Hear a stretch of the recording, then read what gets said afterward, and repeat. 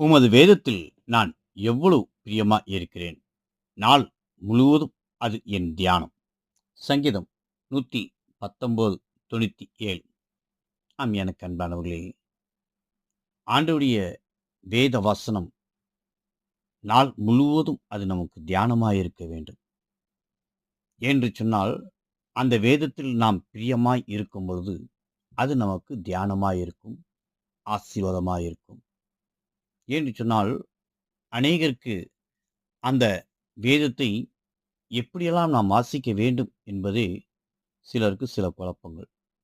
எப்படி வேதத்தை வாசிப்பது? வேதத்தை நாம் ஒழுங்காக தினமும் நாம் வாசிக்க வேண்டும். ஒவ்வொரு நாளும் நாம் வேதத்தை படிக்கும்போது பழைய ஏற்பாடும், மறுநாள் புதிய ஏற்பாடு என்று மாறி மாறி நாம் வாசித்து பழக வேண்டும்.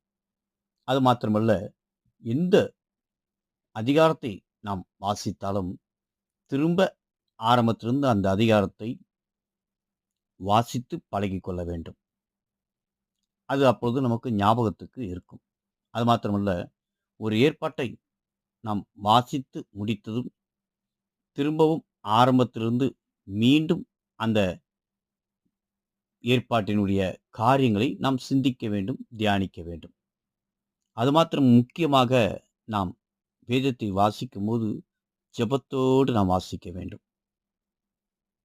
நாம் முன் வாசித்துவிட்ட பக்கத்தில் இருந்த தொடர்ச்சியாக நாம் வாசிக்கும் பொழுது அதில் சில குறிப்புகளை எழுதி வைத்து நாம் அதை வாசிக்க வேண்டும்.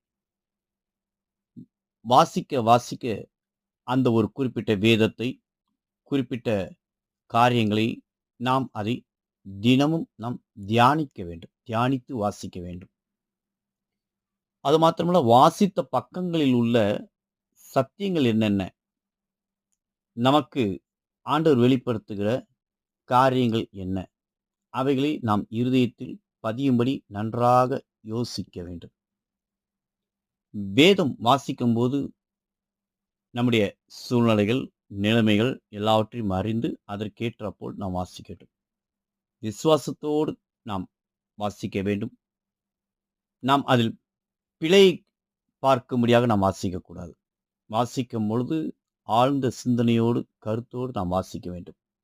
தேவனுடைய வாக்குத்தத்தங்களையும், தேவனுடைய எச்சரிப்புகளையும், தேவனுடைய கட்டளைகளையும் எல்லாம் மிகவும் முக்கியமான சில காரியங்களை நாம் மறவாதபடிக்கு குறித்து வைத்திருக்க வேண்டும். வாசிக்கின்ற ஒவ்வொரு வசனமும் நம் வாழ்க்கைக்கு இன்பமாயிருக்கும். ஆக